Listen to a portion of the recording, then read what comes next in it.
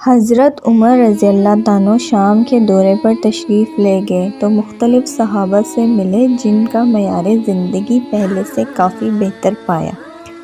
پھر آپ حضرت ابو الدرداء رضی اللہ عنہ سے ملنے کے لیے تشریف لے گئے تو دیکھا کہ آسائشیں تو ایک طرف، ان کے پاس تو ضرورت زندگی کی چیزیں بھی نہیں ہیں۔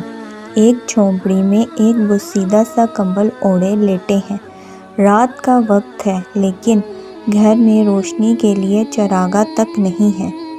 حضرت عمر رضی اللہ عنہ نے یہ حالت دیکھی تو آنکھوں میں آنسو آ گئے اور فرمانے لگے، ابو الدرداء، اس قدر فقر میں زندگی گزارنے کا کیا سبب ہے؟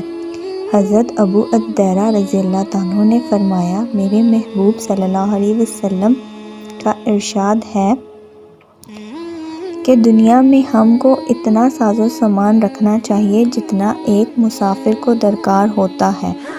ہم لوگ نبی صلی اللہ علیہ وسلم کے بعد کیا سے کیا ہو گئے۔ یہ فقرہ اس قدر پر اثر تھا کہ حضرت عمر رضی اللہ عنہ زور قطار رونے لگے اور حضرت ابو الدرداء رضی اللہ عنہ کی بھی آنکھوں میں آنسو جاری ہو گئے اور ان دونوں بزرگوں نے روتے روتے صبح کر دی۔